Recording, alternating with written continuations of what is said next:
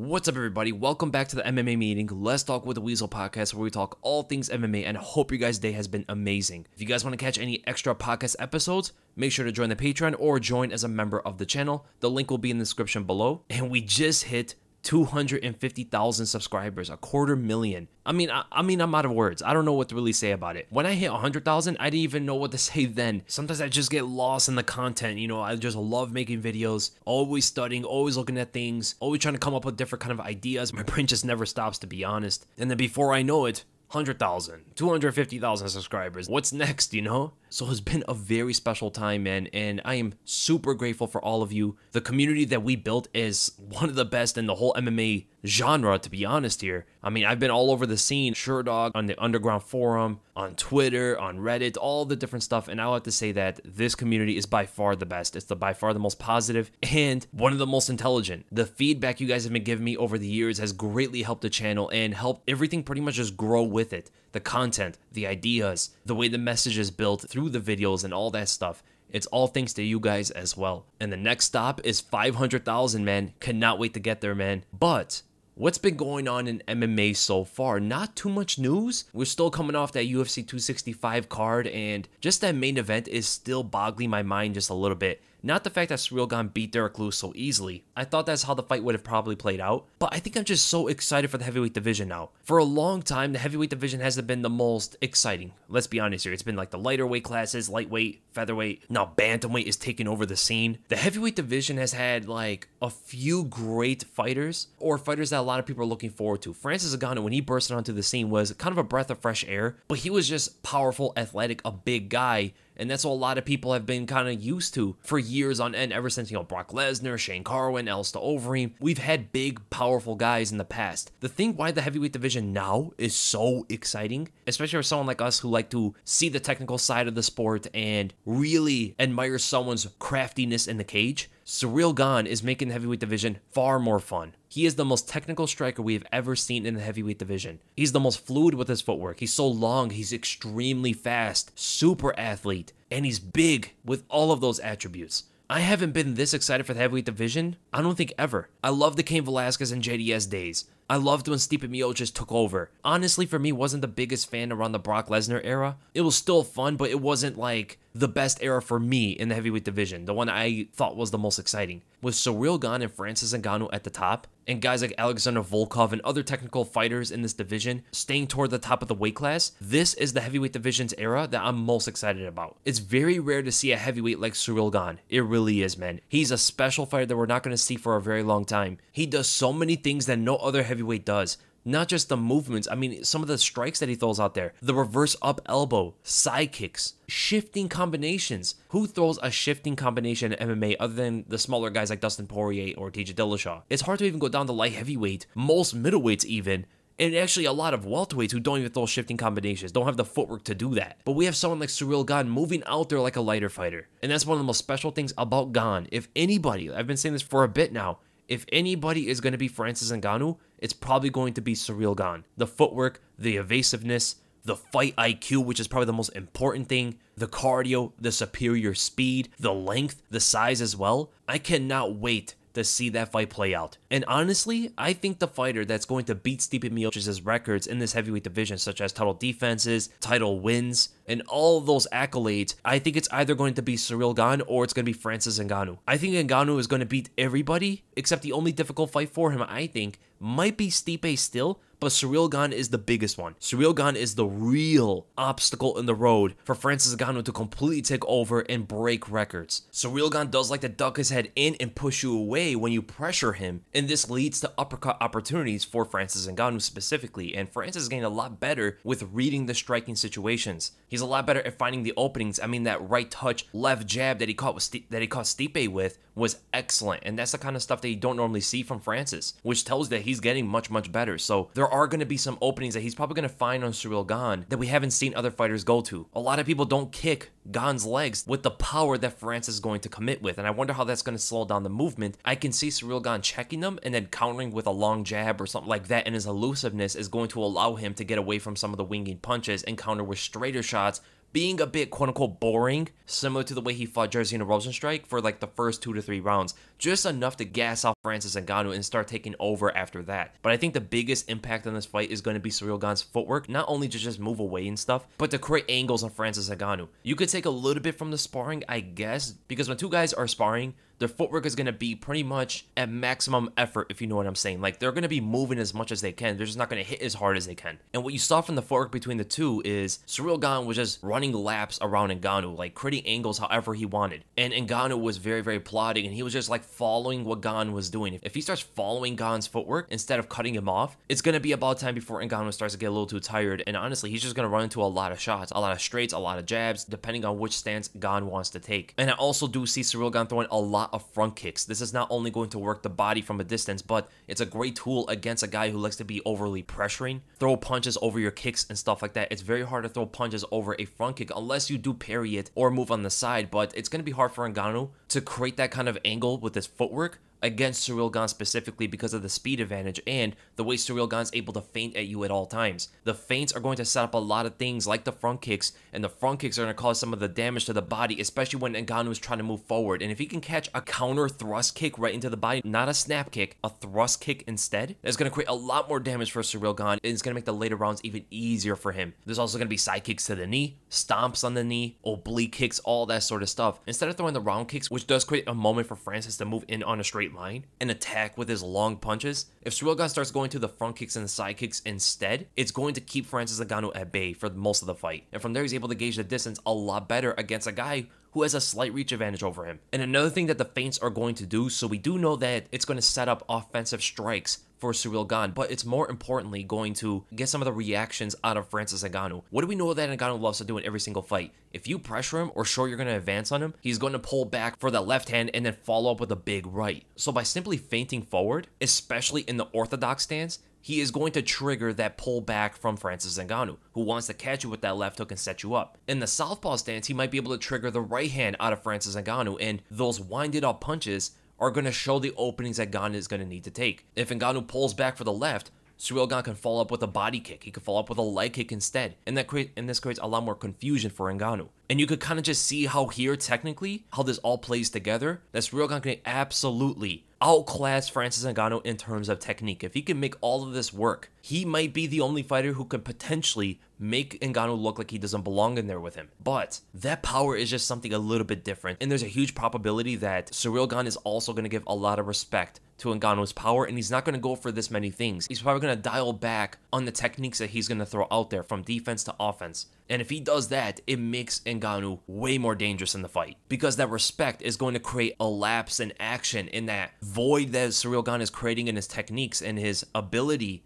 to make something happen. Francis Ngannou is going to fill in that space and start pressuring Ciryl Gane a lot more effectively, potentially land the jab, potentially land the right uppercut. And if he is able to cut off the cage this time against Ciryl Gane, those left hooks might be there as well, man. He might be able to catch Ciryl Gane moving away and try to exit. There are things about Ciryl Gane right now that are pretty unknown. Not a lot of fighters put that uber pressure on him, and I wonder if that's what Francis Ngannou is going to do, but it's going to be a double-edged sword. If he comes out with that kind of approach, he's going to risk himself gassing out if nothing happens for the first 2 rounds. But if he goes tap for tap, plays distance technical striking with Ciryl Gane just to preserve his energy, he is most likely going to lose the fight. If he gets past Ciryl Gane, it's hard to see anybody else beat Francis Ngannou. Now, if Ciryl Gane is able to develop his wrestling to another level and make an actual asset to his game where he's taking advantage of many different kind of situations, many kind of different openings or weaknesses that he has right now, right? Instead of shifting into crosses and jabs and hooks, he could shift into takedowns now. It creates a completely different layer for him to demoralize and dominate his opponents. Imagine a Ciryl Gane who also has the mix-ups of a double leg, of a single leg. Everybody's going to be completely perplexed as to how to engage this guy. With the speed that he has, it's going to be such a problem for everybody. If Ciryl Gane is able to develop the wrestling that it looks like he is working on to a level where he could take down almost anybody in this division, or at least trick them up so he could strike with them after mixing up the takedowns, I don't think anybody's going to be Ciryl Gane.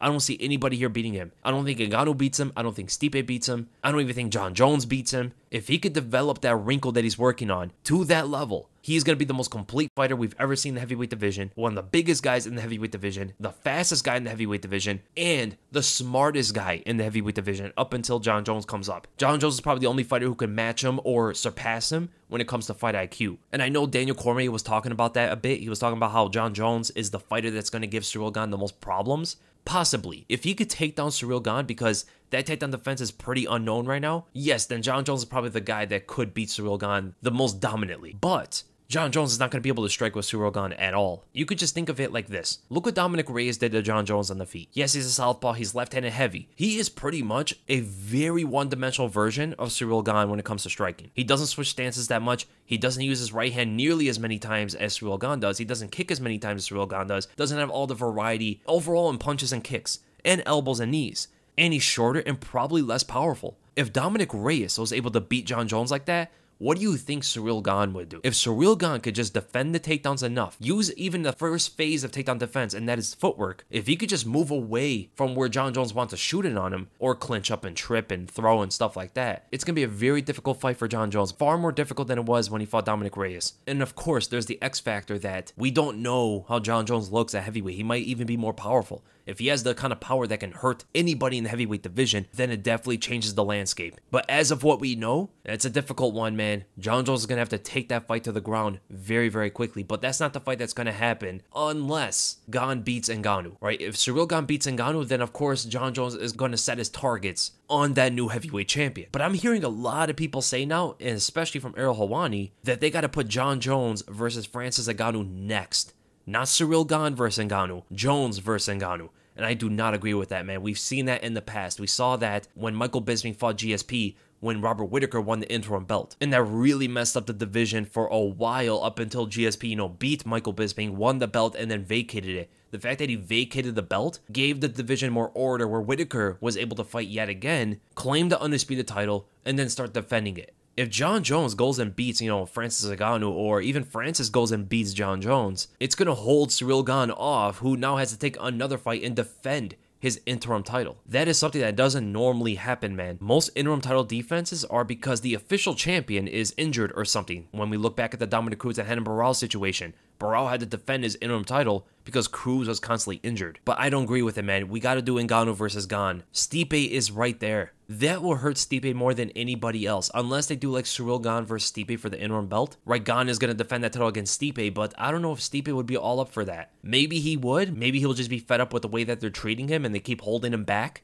from something that he kind of deserves, all for a money fight. And if Jones goes and wins, we don't even know if he's going to stay in the weight class, because he just said recently, or I think his coach said recently, that Jones is more excited about fighting Jan Blachowicz than Israel Adesanya at this point. Does that mean once he wins the heavyweight title, he's going to jump back down to 205? You can't have that happen. So Francis Ngannou versus Ciryl Gane is the fight to make. And honestly, Jon Jones versus Stipe Miocic is the fight to make as well. Who would not love to see that one? I mean, we're talking about the greatest heavyweight of all time. I don't know why Jon Jones wouldn't want to fight that guy. Maybe only for the money, but Stipe draws pretty well. It might be because he was the champ and that's why he drew the 400,000 pay-per-view buys, but what we know so far is Stipe is able to draw fairly well, and Jon Jones on his own as the A side can draw 500, 600, 700,000 buys. Combine that with his first heavyweight fight against the greatest heavyweight of all time, who was not too long ago a dominant champion, the most dominant champion in the heavyweight division. I don't know how that wouldn't sell good enough, right? And if he goes and beats Stipe, it draws even more attention for his title fight, because then he could fight the winner of Gane and Ngannou and everything stays in order. The worst thing for Jon Jones would be if he goes into the heavyweight division, fights someone like Ngannou right away, and just proves to be too small and too weak. And Ngannou just blasts right through it, makes it look like it's nothing. It just shows everybody, size is a big difference, especially for someone like Jones, who uses his size and his reach very, very well. He knows how to combine his skills behind those attributes. But in a division where those attributes are not that special, because everybody else is around that size and length, you would probably tell everybody that, maybe Jones needed to get that first fight against Stipe and really get used to the weight class and compete with that kind of size on him. He might be slower. He might have worse cardio. We have no idea. And the other fight a lot of people are talking about is Jose Aldo versus Dominick Cruz. The only thing I like about this fight is the whole nostalgia behind it, right? They were both the dominant champions of the lighter weight classes, of the lightest weight classes when they were in the middle of their streaks. right? Featherweight and bantamweight were the lightest weight classes in the UFC. But honestly, man, how can we even see Dominick Cruz winning this fight? He can't take Jose Aldo to the ground. He's not going to strike with him for the most part. He might be a bit tricky with his hands from a distance, but Aldo is longer than him. Aldo has more power than him. Aldo's faster than him. And he has the leg kicks. That alone might prove this fight to be nowhere near competitive. I don't think even in their primes, Cruz would have done much to Jose Aldo. I mean, he would have gotten leg kicked all day, and Cruz is not as good leading the fight against a counterpuncher. Jose Aldo is an amazing counterpuncher, especially with that check left hook. He has the uppercut. Now he's measuring things a lot better behind the jab, even on the defense, but with his offense, he's a lot more active behind that jab, and it also plays into his cardio being quote-unquote better. So in a 3-round or 5-round fight, I do not see Cruz beating Jose Aldo. Even if Jose gets a bit tired in the 4th or 5th rounds, it's hard to see Cruz finish Aldo. Also, they're not even close in the rankings. Aldo is number 5. Dominick Cruz is number 10. Aldo's right now on a 2-win streak, and he just beat Pedro Munoz, who's number 9. Why would he fight number 10, who's below Munoz? We know that Cruz probably draws a little bit more, but they're not going to put him as a main event of a pay-per-view or something like that. So they actually don't get more money headlining a fight night card, right? So the promotion doesn't really matter. Yes, they could draw in more views, and that can help Aldo's negotiation for more money in the future, but why go that route when you can go and fight a TJ Dillashaw? TJ seemed to be a bit interested in fighting Jose Aldo. Maybe not before a title shot because he does deserve that title shot, but that would be an amazing fight. Honestly, Rob Font versus Jose Aldo is probably the fight to make next. Or you could do Cory Sandhagen versus Jose Aldo. I like both of those fights much more than the Cruz fight, because Jose Aldo right now is not that old fighter who needs legacy fights, like a Nick Diaz, like Robbie Lawler, you know, guys who are fighting the older guys that make more sense for their era. They're a bit behind the times, and they can't compete with the younger fighters. Jose Aldo is one of the best fighters in the bantamweight division, so we don't need to see him fight Cruz yet. Maybe when they get a little bit older and Aldo's clearly out of it, then they can start putting that kind of fight together. But right now, Aldo wants that belt. He doesn't care for Cruz. If I were him, the smartest thing would be is to fight Cory Sandhagen. Sandhagen is number 3. He's in front of Rob Font. He's coming off a loss and didn't suffer any injuries. And Cory would love to get that fight. A legend like Jose Aldo, that would do a lot for his name if he goes and beats him as well. So honestly, that's the fight that Aldo should probably pursue. And if that's not on the table, Rob Font's right there as well. He would love to fight Aldo. Aldo's in a position right now where everybody wants to fight him because he has that name. He has that legacy behind him. And he's a very capable fighter in this bantamweight division. But with all that, let's go right to the questions. The most questions I've ever had for a podcast, but unfortunately I can't get to all of 1,000 of them. We're going to start with the members and the patrons, and then we're going to move right into the public questions. So first one by John Jordan. I recently rewatched Hendricks versus Lawler 1 and 2, which made me wonder who would win these fantasy matchups. Pre-USADA Hendricks versus Gaethje or Chandler, and Prime Lawler versus Gaethje and Chandler. Each fight at 170, and for fun, let's say it's War Gaethje. Those guys are a bit too small, in my opinion. Gaethje and Chandler would definitely have the kind of power and maybe even the cardio to go 5 rounds, but pre-USADA Hendricks, different level of power. They do not hit as hard as he did, and it's going to be very hard for them to stop his wrestling. He's so big and strong. Look what he did to GSP. There were those moments where he just gotten one underhook and he turned GSP into the cage with one arm. Nobody does that, and GSP was resisting. He just could not handle the strength of Hendricks. And if Gaethje wants to go and kick Hendricks' legs, Hendricks is a southpaw fighter, but I think he would be able to catch those leg kicks and take him to the ground. And then we talk about Robbie Lawler, different level of power. Again, he has that chin, he has that ferocity, the pressure, and he was a technical brawler, man, that left hand down the pipe. Perhaps Gaethje would be able to counter him here and there, but he has a much shorter reach, and Lawler's outside step for that left straight is going to be very hard for Gaethje to defend. And as for Chandler, I think Robbie would just counter him all day, man. Gaethje does have the leg kicks, but against someone like Prime Lawler who keeps pushing the pace in his southpaw, he's going to be finding those left hands on Gaethje over and over again, very similar to the way that Dustin Poirier was finding them, but with Lawler having a completely different level of power. Then we go to Grundy. Do you think Cory is necessarily the better fighter, or do you think the compromised eye and knee had a big impact for TJ Dillashaw? When you say better fighter, do you mean when they're both competing up against each other, or who's the better fighter in the division, like who can beat more fighters and get further in the division? But in terms of who is the better fighter when they face each other, I probably have to say TJ is probably the better fighter. He was greatly compromised in the fight even before going into it. He had an injured knee starting from the first round. He had the whole thing with the eye and 2-year layoff. He had so many things against him, so many odds he had to beat, and he still got past it to make it at least a competitive fight with Cory, who's in his prime and been competing. So if we see TJ fighting more often, no ring rust at all, the timing there and all that stuff, not compromised, not injured going to the fight, I think TJ would beat Cory. Now, in terms of who goes further in the division, I have to say TJ is the better fighter. I think TJ would do better things than Cory in the bantamweight division. I think he's more of a problem for Petr Yan. I think he's more of a problem for Aljamain Sterling. Maybe more of a problem for Jose Aldo and Rob Font than Cory is. And that is something I've always held as well. And then with the Thunder, now that we know how good TJ is, how does he do against the top 10? Honestly, we don't know how good he is. We know he's good enough to make a competitive fight with Cory being heavily compromised and coming off a 2-year layoff. That we do know. But he was nowhere near competing to the best of his abilities in that fight. So how does he do against the top 10? Against Dominick Cruz, I think he beats him. Cruz is a little bit over the hill. Not completely, of course. He's still very capable. But TJ, I definitely think beats him. And the leg kick is going to be a big factor for that. He was one of the first guys to throw leg kicks at Dominick Cruz. Or at least make it a focused. I think it was like starting in the 3rd or 4th rounds. He definitely beats Pedro Munoz. He definitely beats Frankie Edgar. He's more powerful. He's faster. He again beats Cody Garbrandt for the 3rd time. Definitely beats Marlon Moraes, especially these days. A prime Marlon Moraes, that would have been an iffy fight. That would have been a dangerous one for TJ. I do think he beats Aldo, but those first 2 to 3 rounds are going to be some of the most dangerous rounds in TJ's entire career. Once the 4th and 5th rounds hit, because of TJ's pressure and his volume, if he's able to really put it on Aldo the way he kind of did against Renan Barão in a sense, not the exact same thing, but like a similar game plan sort of, I don't think Aldo's going to be able to swim with him for too long. But definitely a competitive fight. I can see Aldo winning that as well. I think TJ does beat Rob Font, but that jab is going to be there all night for Rob. Cory Sandhagen, I think he beats him in a rematch, although it will be a very close fight. I think he loses to Petr Yan, and he definitely beats Aljamain Sterling. So he loses to Yan for sure, in my opinion. And Cory, Font, and Aldo are going to be very, very competitive fights that can go either way. And then we go to Scott Lindsay. Hey, Weasel, you've got the best content. Thank you so much, man. What caused Marlon Moraes' decline? It seemed like he was an absolute killer leading into and in his fight with Henry Cejudo up until the 2nd round. However, since the 1st round with Cejudo, he has struggled in the octagon. Just wanted to know your thoughts and opinions. Thanks. The damage.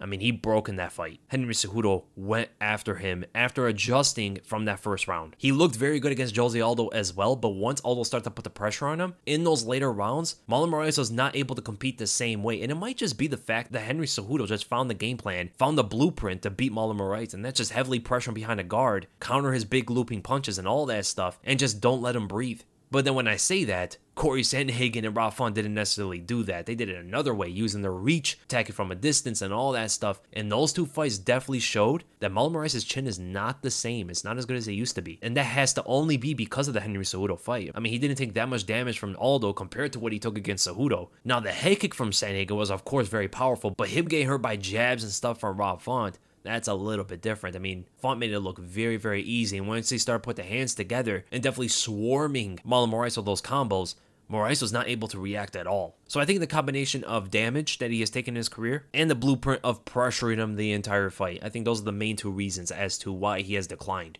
And then with a 2K_Jai, ceiling for the rest of the lightweight prospects you haven't talked about. Mark J. Casey, Alexander Hernandez, Thiago Moises, Nasrat Haqparast, and Yoel Alvarez. Ceiling for Phil Haas and Nassourdine Imavov. So what I will say is the only guys I can really see making it somewhere, definitely Thiago Moises. I could definitely see Phil Haas. Those are the 2 most promising in my opinion. Mark J. Casey definitely has the talent, right? He's very, very athletic. He's very powerful. He's very fast, but he just doesn't put his techniques together. There are glaring holes in his defense, fundamentally speaking, and he tends to wilt under heavy pressure. Alexander Hernandez, I could possibly see him being like at the most on the lower end of the top 10. I still got to see more from Alvarez and Imavov. Imavov is a little bit inconsistent in his fights, so it's hard to really say, but he definitely has the talent and definitely has the skills to make it somewhere. Phil Haas and Thiago Moises are the 2 guys I'm most confident in. And then went to Chris. Hey Weasel, huge fan here. How do you see this fight going? Rakhmonov versus Khamzat. Appreciate it, brother. Keep up the good work. Thank you so much, man. This one is very hard to say. So they're both very well-rounded, at least it seems like. Both are powerful. Rakhmonov is more of a striker. He likes to stand a little bit more. Khamzat's more of a grappler. If Khamzat cannot take down Rakhmonov, it does prove to be a bit interesting considering that Khamzat is getting better with his hands. But as of right now, I probably have to say Rakhmonov is the better fighter. But I can see Khamzat surpassing Rakhmonov in the future. I can see it happening. But as of right now, I think Rakhmonov beats Khamzat. It just all depends how that take the defense really works. And then with Hydra OG,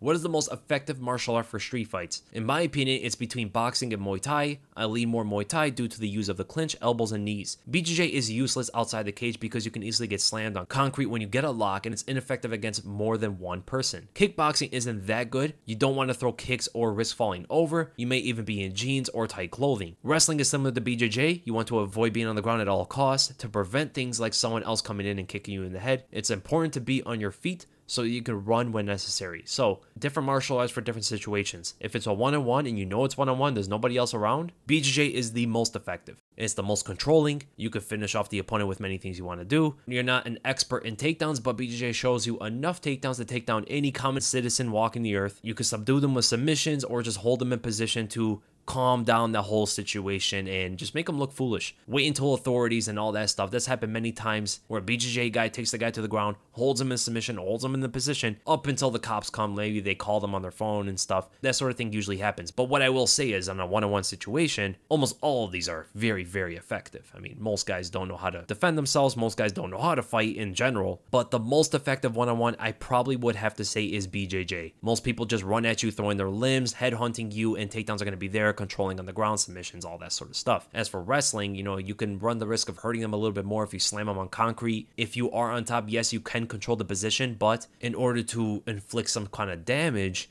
there's going to be a lot more ground and pound shots and stuff like that. So definitely very, very effective. I will say probably the second most effective behind BJJ in terms of a one-on-one situation. Now with multiple attackers, boxing, I think, is the most important. It teaches you the footwork, the mobility to move around and get away from one guy, attack his friend, get back to that one. You can kind of change your target with your hands a lot faster than you can with kicks, knees, and elbows. Punches in general are much faster than kicks, and they're longer than the elbows and the knees. Also, with the fact that most people throw their hands in street fights, you are a master of punching, so you're able to really defend one, catch them with one of your big punches, drop them, hurt them, and then go to the next guy. So because boxing is the best with mobility, you can change your angles on different targets, and the speed of your hands is generally going to be the most useful when you're switching between targets. With multiple attackers, BJJ and wrestling is not something you want to use. You can get kicked when you're on the ground. It's too one-on-one focused. So what I will say is if you could combine two martial arts to defend yourself the best in these kind of street fight scenarios, boxing and wrestling, that's the best. You really do control if the fight ever goes to the ground, and how you want to control it is all up to you. Most street fights do end up on the ground, and with your wrestling, you're able to control when that happens and how it happens. And on the feet, you're a master puncher. Everybody throws hands, nobody throws kicks. If they throw kicks, you have the wrestling to grab it, take them to the ground. On concrete, wrestling is one of the most dangerous martial arts out there, where you can cause the most damage with a double leg or a high crotch. So you're pretty much mastering everything that your street fight commoner is trying to do against you. So very good question. And then we go to Daniel Sandoval. Hey Weasel, love the content. Want to ask, were you ever or are you a WWE or pro wrestling fan? If so, who are your favorites? Also, opinions on AEW. I haven't watched professional wrestling in a very long time. Ever since I was a young teenager, maybe like 13, 14 years old. I was a big fan during the Attitude Era. I do remember that, the whole thing with The Rock and Stone Cold Steve Austin and Triple H. And I remember Steve Blackman. I remember Ken Shamrock when he came in, Kurt Angle. It was fun back then because it wasn't as censored. I watched it a bit when the whole thing with, who was it, the Evolution with like Batista and Triple H. I remember that. Randy Orton became a big thing. John Cena was like the biggest thing on earth. And that was pretty much it. So I haven't watched it in a long time. And I don't know what AEW is. I'm sorry. My favorite of all time was Stone Cold Steve Austin. I like The Undertaker and Kane as well. I think with Hasbullah, the GOAT. Assalamu alaikum, Weasel. Logan Paul and Anderson Silva boxing is allegedly in the works. How do you see it playing out? So it turns out that this is not happening anymore. Anderson Silva is now going to fight Tito Ortiz in a boxing match. That might even be easier for Anderson Silva, to be honest. He's going to destroy Tito. He's far too good of a boxer. Faster, more power in his hands, all that sort of stuff. Even if Tito is probably on the stuff, Anderson's still going to give it to him. And as for Logan Paul, Anderson destroys Logan Paul as well. Anderson has aged better than most fighters I've ever seen. I mean, maybe Bernard Hopkins aged better than he did. Anderson, even still today, is one of the best strikers in the world. He beat Julio Cesar Chavez Jr., who's an active professional boxer, former champion, has been doing this since he was a kid. He beat him, and he's 11 years older. That is so crazy. Every time I think about it, every time I say it, it's just crazier to grasp. If Anderson's able to do that and showed what he did against Junior, Logan Paul has no hope of beating Anderson Silva. They're both like the same size. Anderson has a longer reach, I think like an inch or two. He's more powerful. He's faster. Way better understanding of boxing, the movement, all that stuff. I can definitely see Logan Paul getting finished in that fight, 100%. I mean, everything he does is just too open. It's too defenseless. He drops his hands after everything he does. He wings his punches, especially when he gets a little bit confident in the fight or he smells the blood and stuff. He doesn't know how to compose himself. And that's extremely bad when he fights Silva, who's playing around in front of him, taunting him, going up against the ropes, telling him to come on, hit me. What do you think Logan Paul's going to do in that situation? He's going to throw his hands. And what happens to fighters, even professional fighters, who do that against Anderson Silva? He counters them, and he counters them hard. That straight of his is going to catch Logan Paul so hard, it's just going to be way too one-sided. And now we go to the public questions. We're going to go with the most liked comment by Angel AR. What type of fighter is more difficult to prepare for? A fighter that is unorthodox, that you don't know what they're going to do, such as Jiri Prochazka, or a fighter that is so good in one area that they can impose their will on every fighter? Example, Khabib. Thanks a lot for your videos, man. Keep it up. Thank you so much for the question, and it's an interesting one. So, the more difficult fighter to prepare for is Jiri Prochazka. If a guy's unorthodox, you can't prepare for them that well. That's just what it is. But even though it's so hard to prepare for that unorthodox fighter, it's easier to fight them. There's a difference between preparing for a fighter and actually fighting them in terms of difficulty. Khabib is rather easy to prepare for. He's much more one-dimensional. He approaches the fight almost the same in every single one of them. It's just when you go up against him, you've never felt something like that in your entire life. I mean, everybody prepares for Khabib the same way. They try to defend takedowns. They try to get the better of him in the striking, getting past some of his quote-unquote ugly striking attempts. But the speed at which he throws that jab, the way he's able to move around the cage and shooting on you so fast and take control at a blink of an eye. Fighters are not able to grasp around all of that by the time they get in the cage. So it's more difficult to prepare for Prochazka. You just have to go and fight him. You can't even game plan for the guy. That's how difficult it is. But it's going to be easier to fight him because you'll see the tendencies and the weaknesses when you do fight him. That unorthodox style is going to show a lot of weaknesses defensively, rather than fighting Khabib, where he's a lot easier to prepare for, but he's a lot harder to fight. Same thing goes for guys like GSP, Everybody knew the double leg was coming. Nobody was able to stop it. Everybody drilled against a double leg takedown their entire training camp. But once they got in there, they still couldn't stop it. It's just a different level of explosion, and the timing is a bit different. And then we go to Michael Kie. Why do you think Khamzat is a top 3 threat to Usman when he hasn't beat a single UFC welterweight? When I'm talking about Khamzat, I'm more looking at his potential in the future. He has the style to really give someone like Usman problems, right? He has the power in his hands. He's taller than him. He's fast with his hands as well. And he has a different style of wrestling that Usman has never fought in his entire career. As good of a wrestler as Usman is, the wrestling from Dagestan and Chechnya is completely different. It has shown historically, time after time, gets the better of the American style wrestlers. It just does. That doesn't mean that American style wrestlers cannot beat one of those guys from Russia, but it just shows that generally, as the more we see that scenario play out, the wrestlers from the Caucasus are just completely different, while also understanding the style that the Americans have. The big issue that a lot of wrestlers in America have when they're competing up against the wrestlers from the Caucasus is that there's not really a program in America to really get the American style wrestlers prepared to fight that different kind of style, right? Most of the wrestlers over there in Chechnya and Dagestan, they eventually come to America to learn things, right? This is what happened with Khabib Nurmagomedov. Now, Khamzat Chimaev doesn't train in America necessarily, but he has trained here many times. So they do get the understanding, while guys like Kamaru Usman,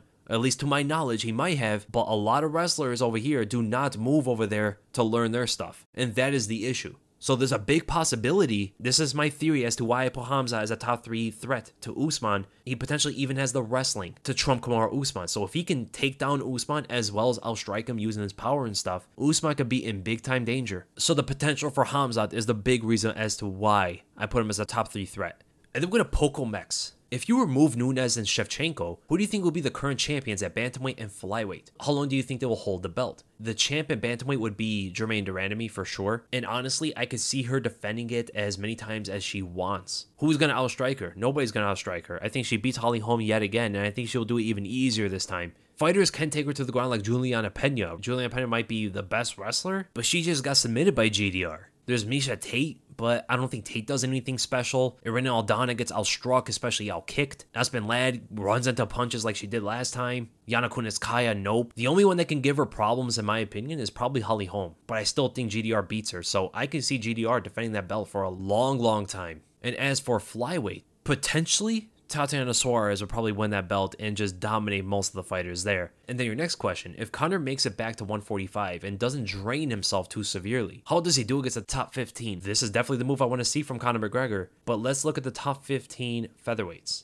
I'm going to go through it really quickly. As of right now, I think he beats Ilia Topuria, but in the future, I can see Topuria beating him. He beats Shane Burgos, loses to Evloev, beats Sadiq Youssef, beats Bryce Mitchell, loses to Giga Shikadze, but that would be an interesting fight, especially with the boxing, beats Edson Barboza, beats Dan Ige, beats Josh Emmett, beats Arnold Allen, but that's a difficult fight because of how well-rounded Arnold Allen is. He beats Kelvin Kattar for sure, beats Korean Zombie for sure, beats Yair Rodriguez, beats Brian Ortega. Ortega's gonna have a very hard time getting in without getting hit, loses to Max Holloway, and loses to Alexander Volkanovski. The most confident I'm in is that Holloway probably beats Conor. The pace, the volume, the cardio, the overall striking technical prowess, I think it's just going to be a little bit too much for Conor McGregor. And the fact that Holloway is starting better in his fights. He's been a much more effective fighter in the first 2 rounds than he was in the past. And that's a huge thing for him going up against Conor. Right now, as it looks, Holloway is probably the best fighter in this division. And then we go to MMA UFC. Is 135 the most stacked division in the UFC? And how would you rank all the UFC divisions in terms of their competitiveness?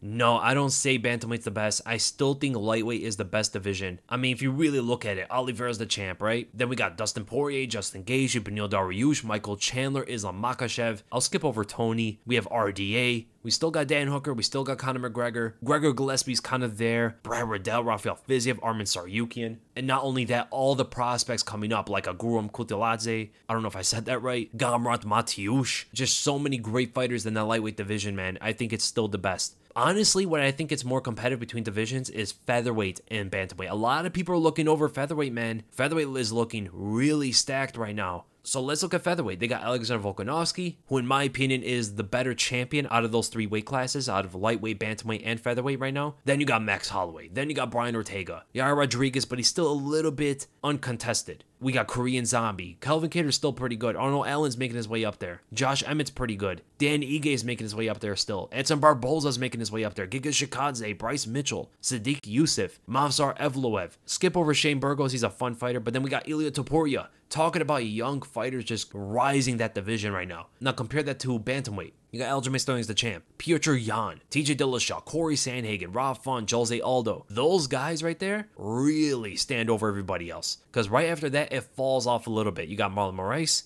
You got Cody Garbrandt, you got Frankie Edgar, Pedro Munoz, Dominick Cruz, Murav Dvalishvili, who's still trying to prove his name. And after that, it definitely falls off. I mean, you do have Marlon Vera, and you do have Sean O'Malley, who's doing things outside of top 15, but it's very close. I think those 2 divisions are the closest right now. The issue with comparing any of these divisions to lightweight is just how great that top 6 is. From Oliveira to Islam Makhachev is just stacked. There's no division who have a stronger top 6 than that. But let's order all of them. So I will say lightweight is number 1, bantamweight is number 2, featherweight is number 3, welterweight is number 4. Number 5 is where it gets difficult because I'm thinking between strawweight and middleweight. Middleweight, you have Adesanya and Whitaker, who clearly stand over everybody else. I mean, those 2 top guys are insane. But as strawweight, you have Rolls, Weili, and Joanna, and possibly throw in Carla Esparza, who are all competitive right there. Outside of Whitaker and Adesanya for middleweight, you have Paulo Costa, Cannonier, Vittori, Brunson, who are all in their own same tier as well. Does that surpass Yan Xiaonan, Mackenzie Dern, Marina Rodriguez, Nina Nunes? Honestly, I think strawweight is more competitive and more fun, overall that is, than middleweight is. Adesanya and Whitaker are definitely the funnest. That's definitely the cream of the crop of the UFC. And then after Costa, Cannonier, Vittori, Brunson, and maybe Till, it falls off heavily after that. Maybe Hermanson might be in there, but Sean Strickland, Kelvin Gastelum could still be in there. He competes very well with the top guys. But then you have Uriah Hall, Edmund Shabazian, Chris Weidman, Tavares, Holland. That really falls off. How's that compared to the strawweight division with, yeah, you got Claudia Gadelha, you have Tisha Torres, Michelle Watterson. Yeah, so I will say middleweight is number 5. You know what? I'm looking over flyweight a little bit too much. I mean, you do have Brandon Moreno, Davidson Figueiredo, Askar Askarov. Those are definitely the top 3 guys there. Then you have Pantoja, you have Alex Perez. Benavidez is on his way down. I don't think he's really going to rise in the rankings. You do have Brandon Royval, you got Kai Kara France, you got Cody Garbrandt coming down there. Rogerio Bontorin. Matt Schnell's pretty good as well. Matthews Nicolau is fun. You know what? You can actually make an argument that flyweight can be over middleweight. You can make an argument for that. But right now, I probably say flyweight is better than strawweight. Overall, that is. They're very similar to the top, you know, where Rose, Weili, and Joanna. And maybe you put Esparza in there as well. Those are definitely the top of that division. But how's that compared to Moreno, Davidson, and Askarov? It's similar, right? It's very similar. The thing is, though, what I will say why flyweight goes over strawweight is because the lesser competition, the guys who are lower on those rankings, are much, much more competitive and much better, scaling to the weaker strawweights. So I will say flyweight is number 6. Then I'll say strawweight is number 7. Then I'll say light heavyweight is number 8. I'll say heavyweight is number 9. Women's bantamweight is number 10. And then women's flyweight, I'd probably say is the weakest division in the UFC. Now, some people might disagree with the heavyweight, light heavyweight placement. Some people say that light heavyweight is weaker than heavyweight. What I will say is the top guys at heavyweight definitely trump over the top guys at light heavyweight. When you got Ngannou, Ciryl Gane, Stipe Miocic, definitely way over Blachowicz, Glover, and Yuri Prochazka. Definitely far better than that. But everything else, light heavyweight beats heavyweight. I mean, look at the rest of the heavyweight division. You got Derek Lewis, Curtis Blades, Alexander Volkov, and Jairzinho Rozenstruik. That's definitely the next tier. How's that compared to Rakhmonov, Santos, Reyes, Smith, and Ankalaev? And you might even put Uzdemir in there. Light heavyweight definitely wins that one. Then in heavyweight, it falls off so hard after that. You got Shamil, Tibura, Sakai, Dawkins is on his way up. You got Harris, Ivanov, Aspinall's on his way up, Spivak, and then Pavlovich. How's that compared to maybe Uzdemir, Krylov, Walker, Spann, Paul Craig, Misha Serkunov, Jim Crute, and Jamal Hill? Besides like the top 3, light heavyweight destroys heavyweight after that. Completely destroys it. So what we can say now is light heavyweight is not the weakest division in the men's category. I would say heavyweight is. But that's not to say that heavyweight's not fun. The top of the division is really carrying it. And honestly, it's just to say right now, the entire UFC landscape is more fun than it was in the past. It's not that heavyweight got worse. All the divisions are getting better. So that was a fun question, man. And then we go to toxic. What do you think Conor McGregor's career will look like if he changed gyms to something like AKA ATT or with Trevor Whitman and was active after the Khabib loss? He can be different, but it would be up to him. The thing about Conor McGregor is he's pretty much his own head coach, and his coaches even said it. They said they don't know MMA as much as he does, so he kind of just runs everything. They just help him with techniques that he doesn't know, but in terms of the game, game plans and all that stuff, Conor's like the guy who's taking control of his training camp. So what that means is, no matter what gym he goes to, they're going to have a hard time teaching him or trying to take charge, because Conor is that like natural leader in his training camps. He might be a little bit too arrogant when it comes into that process. It'd be up to him. He would have to change his mindset if he wants to go to another gym and get better, because he's not going to be the star of the gym. If he goes to AKA ATT or with Trevor Whitman, he's not going to be the focus for everybody. You have champions all over the place. He's not going to get special treatment, and that might be a problem for Conor. It might actually make him look worse in a fight. But what I will say is, if he stayed active after the Khabib loss, he definitely would have been much better than he is today. Activity is so important in this sport. The more you fight, the more you start to understand the game. The more you start to learn about everything. The better your timing gets, the better your precision gets. It's just natural. If you're not competing, the first thing that goes out the window is your timing. And you even saw that with TJ. TJ looked great in terms of, his speed and his power and his technique and stuff. But what really fell off for him was his timing for many things. It's a reason why he got dropped as well. And you could probably see it a little bit when he fought Dustin Poirier in that second fight. There were moments where he could have landed the left hand, or at least time it a lot better and allow him to throw a lot faster, right? Very similar to the way he was landing left hands on Eddie Alvarez on the counter, slipping his shots and stuff like that. He had some of the movements and some of the slipping on Dustin's strikes, but he just didn't have the timing of his left hand to really capitalize on the moments. If he kept active after the Khabib fight, that timing would have just built onto itself. And then we go to Ryan. Does Herb Dean give too much slack to experienced fighters like Conor, TJ, etc., regarding cage grabs, short grabs, and other stuff like that? Do experienced fighters know how to take advantage of this? I would. Yeah, I think everybody would, If you can get away with doing stuff like that gives you an advantage in a fight, you're probably going to do it. I mean, what's a warning? Warning means nothing. It just means you got away with it. I don't know why Herb Dean gives some slack to certain fighters. I mean, with Conor McGregor is just so apparent. All the cheating against Khabib, all the cheating against Dustin Poirier, almost upkick Poirier, pulling onto his glove. That would have been horrendous if that landed. And Herb Dean is just sitting there in plain sight. He sees it all and he just doesn't do anything about it. I don't know what it is, man. I'm not too much into conspiracies, I'm not in the school of Eddie Bravo, but I hope nothing funny is going on about that, because it happens in like all of Conor's recent fights. It may be because they're experienced, it may be because he knows them better, or it might be that he knows that if he doesn't give what Conor wants, he's probably not going to be able to ref his other fights. I don't know how the pay structure goes for refs, but I would have to think at least if you're reffing big time fights, you're probably going to get paid more for it. So if he allows Conor to cheat in a fight, Conor likes him because of that and stuff, he might just want, or at least request Herb Dean to ref his fights, and then that order, maybe Herb Dean gets paid more for it. And then we go to Gavin Street. I'm so sorry if I pronounced that wrong. Thoughts on Robbie Lawler versus Nick Diaz? My personal belief is Lawler wins. But again, it's been so long since we've seen these two in competition. It's very hard to predict. Keep up the good work. Love the channel, man. Thank you so much. and I cannot wait to see this fight. Man, I love watching that first fight of theirs, and it's going to light a different kind of fire under both of them. Now, I understand Nick didn't want to fight Robbie back in the day. They were supposed to put that together years ago. It didn't happen. He wasn't interested. Robbie was all over it. Robbie will fight anybody. Robbie is true to who he portrays to be. He doesn't care. He's an absolute gladiator. But even with Robbie's calm demeanor, his I don't care persona, I think this still does a little bit more for him. I think he's still very excited to have this fight happen, right? As much as he doesn't like to show it, I think we're going to see a different kind of Robbie Lawler in that fight really prove himself, because I don't care who you are. If you lose to somebody and you have an opportunity to fight them again, it just lights a different kind of fire under you. Even for someone like Robbie Lawler, how could he not want to take advantage of this and right that wrong in one of the most infamous losses of his entire career? Now, who is going to win? It's impossible to predict, just like you said, man. It's way too hard. If you're going to predict this, you're kind of just guessing. We don't know how Nick Diaz looks. He hasn't fought in, 7 years? And then Robbie Lawler, on the other hand, clearly is over the hill. I mean, he's clearly out of his prime. But he hasn't fought in a while as well. So they're both two older guys. Nick Diaz has the style to beat Robbie Lawler. So if we look at the styles, Nick should beat Robbie. Especially with the way that we saw RDA put it on Robbie and just made him bob and weave for 5 rounds. Now imagine the kind of volume that Nick puts on him, as well as the power that he generates behind it, because he hits a lot harder than his brother. Nick has some real power in his hands, even when he's throwing 50 to 75% punches. He still is able to get you out of there and go to your body and all that sort of stuff. Much better target placements than even RDA had against Robbie. And if Robbie bobs and weaves and stays on the defense for too long, I even think an older Nick Diaz will take advantage and win the fight off of that,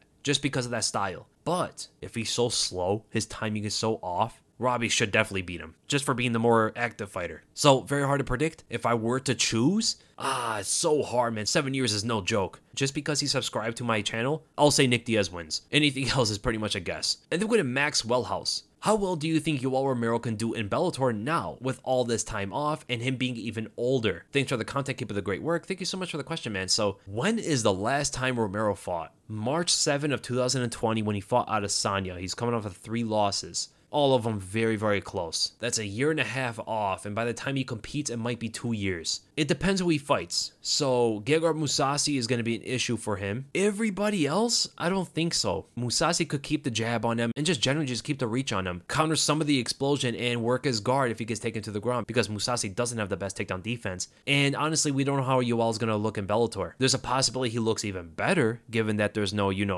hall monitors. But right now, I'll say Romero beats everybody, possibly. Has a very hard time against Gegard, but he can still win that fight through his wrestling. Then we go to Alex Iden. I know you did the nightmare matchups for current champs, but I would also like to know, what are the nightmare matchups for fighters like Jan, Poirier, and Gane? Keep up the good work, man. Thank you so much. So, the nightmare matchup for Petr Yan, I would have to say, is TJ Dillashaw. He's one of the most well-rounded. He can compete with Petr Yan in many different areas. Petr is just way too strong for specialists. You can't just attack him with one method. He's too strong in everything he does. He's too technical. He's too fast. He's too powerful. He's just learning and getting better every time we see him. So I'll say TJ is the nightmare matchup for Petr Yan, but I don't favor him, so I'll say like a 4 out of 10. Maybe 5 out of 10. Now, for Dustin Poirier, I'll say his nightmare matchup is Islam Makhachev. I just don't see him stopping the wrestling. I do not see him stopping the grappling. And he's just way too safe from a distance. Islam is very defensively sound. Much more defensively than offensively. He's very athletic as well. He's very big, and I think he's stronger than Poirier. Everybody else in this division, I can see Poirier just fighting through things. Charles Oliveira, he could definitely find ways to catch him and smother him on the feet. Beneil Dariush, same thing. I actually think he handily beats Beneil Dariush. He could do it against Michael Chandler as well. And I would favor Islam to probably beat Dustin. I will say he's like a 7.5 out of 10. Justin Gaethje, I would say, is the next guy. That one I think is pretty even. He could beat Dustin. Dustin could beat him. Michael Chandler will also be an issue. Charles Oliveira would be an issue. And then as for Ciryl Gane, I actually don't think it's Francis Ngannou. I think it's Stipe, mostly because of the wrestling, and he's a lot more fundamentally sound with his hands, right? He doesn't wing his punches, he shoots them down the center, right down the pipe. He has a very good understanding of boxing as well, and he does mix it up with his wrestling. It's hard to fight Gane as a straight kickboxer. And then we go to Eugene Pontecorvo. At this point, we've heard plenty about Islam Makhachev and his immense skill set and potential to become lightweight champion. However, despite having similarly well-rounded skill set to Makhachev, MMA fans appeared to pay little attention to Arman Tsarukyan, who had a closely contested fight with Makhachev. What do you think Tsarukyan's potential is in the context of possibly becoming world champion in the future. I could not agree with you more. When you really think about it, look at all the guys right now that Makhachev is just blowing right through and making it look like they don't even belong in there with him. Arman Tsarukyan fought tooth and nail, went toe-to-toe with Islam the entire fight. It was so close. Amazing grappling from both guys, man. Great takedowns, great defense from both of them. It was one of the highest level grappling collisions that we have seen in the UFC, and people have overlooked it so quickly. I've said it before that Arman Tsarukyan is definitely going to be a top 3 fighter. I place him number 3 in the next 4 years. There is a possibility he could be the champion, but it's hard for me to think that he beats Islam. Islam is going to be the most difficult fight for him always. He can beat Guram Katolikidze. He could beat Gamrot. I think he definitely beats Atman Zaitar. I think there's a possibility in the future he could beat Charles Oliveira. I think him and Rafael Fiziev will have a very, very tough fight. It's just Islam Makhachev is the guy that I can see just creating a bigger gap between them. And then we go to, oh man, Udajit Saha. I'm so sorry, man. Who are the most well-rounded martial artists in each division in the UFC? Like your work, Weasel. Thank you so much, man. So in the heavyweight division, I'll say Derek Lewis. No, I'm just kidding. Heavyweight, I will probably say Ciryl Gane. He's not the best wrestler. He's not the best jiu-jitsu artist, but he definitely has those skills where most heavyweights just do like 1 or 2 things and they don't do anything else. And Gane was getting up there because he does throw many different kind of punches. He throws kicks now. He wrestles now. But I will say Ciryl Gane does much, much more. Light heavyweight, I'll say is Magomed Ankalaev. Middleweight. Now, there's not a lot of well-rounded fighters in this division, or at least a fighter who does everything. So if I generally look at their skills and I pick the fighter who does everything, he boxes, he kicks, he throws elbows, he throws knees, he shoots in for takedowns, he has good jiu-jitsu. Honestly, Marvin Vettori does all of that. In terms of a guy who does everything in the book, or at least every basic thing in the book, it's Marvin Vettori. Nobody else does all that stuff, right? Adesanya doesn't shoot for takedowns, he doesn't have the greatest Brazilian jiu-jitsu. Robert Whittaker has wrestling, but he doesn't use his jiu-jitsu offensively. Paulo Costa brawls. Jared Cannonier strikes for the most part, mostly boxing and leg kicks. Derek Brunson, hands, sometimes left high kick, and wrestles. I mean, there is Jack Hermanson. No, I'll say Jack Hermanson is the most well-rounded in this division. He does more things than anybody else. But Whittaker is definitely very well-rounded. I know a lot of people are going to say, what about Whittaker? He's very, very well-rounded, but he just doesn't do everything in the book, you know? Welterweight, I'll say, is Gilbert Burns. Again, does everything, boxes very well, kicks very well, good movement, wrestles extremely well, one of the best Brazilian Jiu-Jitsu artists in the UFC. He's definitely the most well-rounded guy there. The lightweight division, there's a lot of them. Oliveira is very well-rounded. Dustin Poirier is well-rounded. Benil Dariush is well-rounded. Chandler, Makhachev, RDA, Diego Ferreira, Arman Tsarukyan. It's hard to pick, man. They're all so well-rounded. I'm leaning either RDA or Poirier. The issue with picking Poirier is he doesn't kick that much. He throws some calf kicks against Conor, but he doesn't really throw kicks against anybody else, so I'll say RDA. He's lacking a bit of the jiu-jitsu off his back, but overall, he does more things than Poirier does. The most well-rounded in the featherweight division, it's Ilia Topuria, Arnold Allen, or Dan Ige. It could be any one of them. You know, I'm probably going to go with Arnold Allen. The bantamweight division, I would have to say is TJ Dillashaw. Flyweight division, I will say is maybe Askar Askarov. Women's bantamweight division is definitely Amanda Nunes. Women's flyweight division is definitely Valentina Shevchenko. And then women's strawweight division is Rose Namajunas. And then we go to Germán Klar. Breakdown. How do you think a fight between Conor McGregor and Tony Ferguson would have played out in late 2017, early 2018, when Conor was undisputed champion and Tony was interim champion, and both of them were in their prime?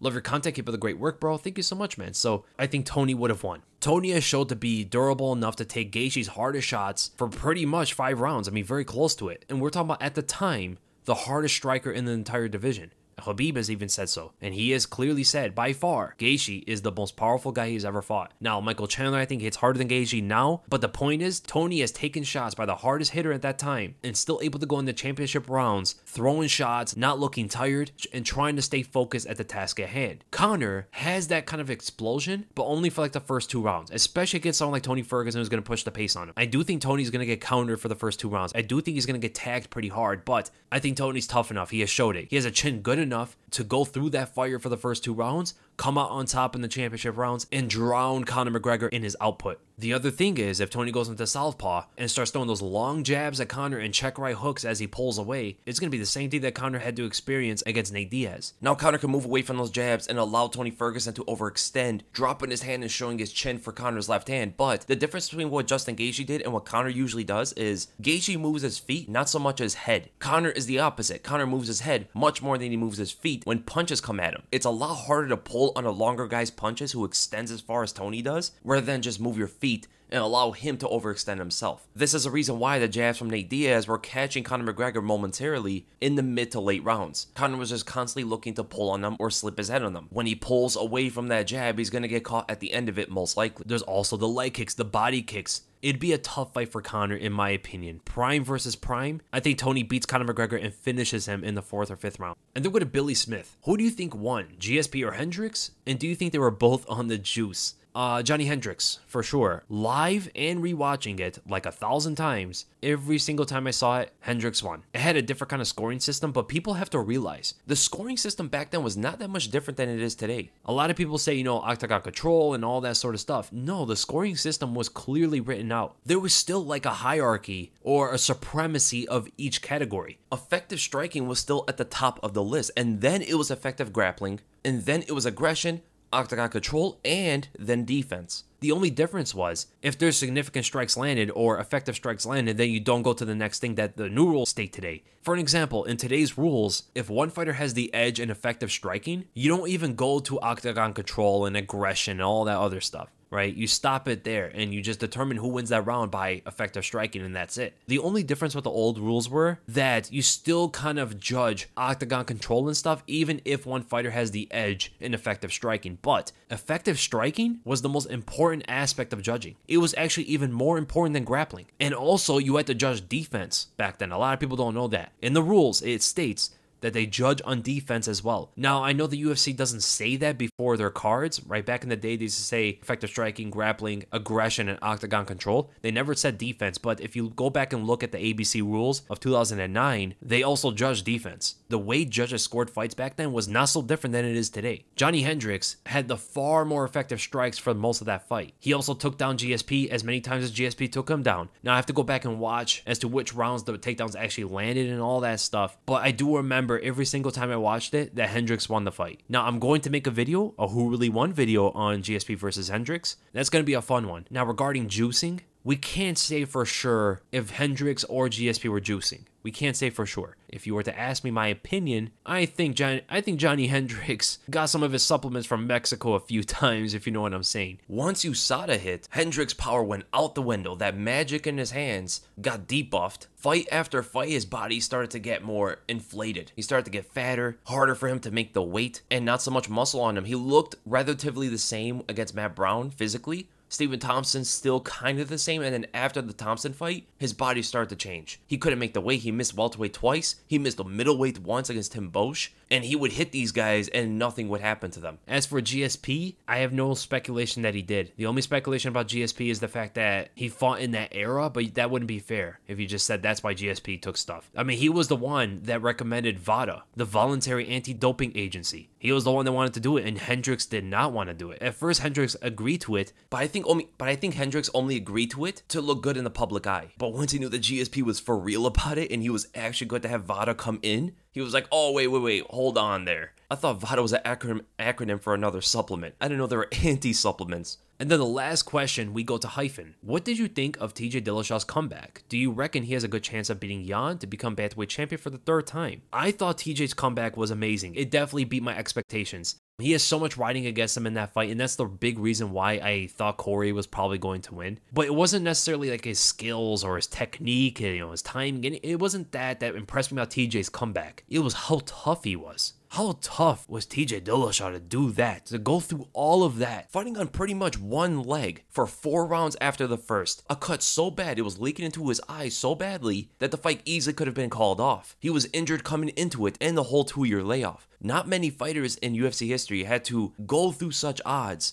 fighting one of the best fighters in the division and come out victorious. After, in the past, let's be honest, has been ridiculed for maybe his chin, maybe his toughness. No, man, TJ is as tough as they come. He's high-tier toughness and just makes me a lot more confident in his potential in some of these bigger fights, even if he is compromised. Now, does he have a good chance of beating Petr Yan? I don't think he beats him. I'd probably say Petr wins like 60-40, maybe 65-35. There's still a chance for TJ to win, but he definitely has to fight the perfect fight. But if he goes and becomes a 3rd-time bantamweight champion, I mean, do you just consider him the greatest bantamweight of all time? There is the whole thing about USADA, and he did fail. For me, I can never say he's the greatest of all time, but if I'm going to look away from all that, and he goes and beats Petr Yan, how can you not say TJ is the greatest bantamweight of all time? In my eyes, he would surpass Dominick Cruz. And that's the end of the podcast, guys. So Amazing episode, amazing questions. The next one is going to come out on Monday, and I'll see you guys then.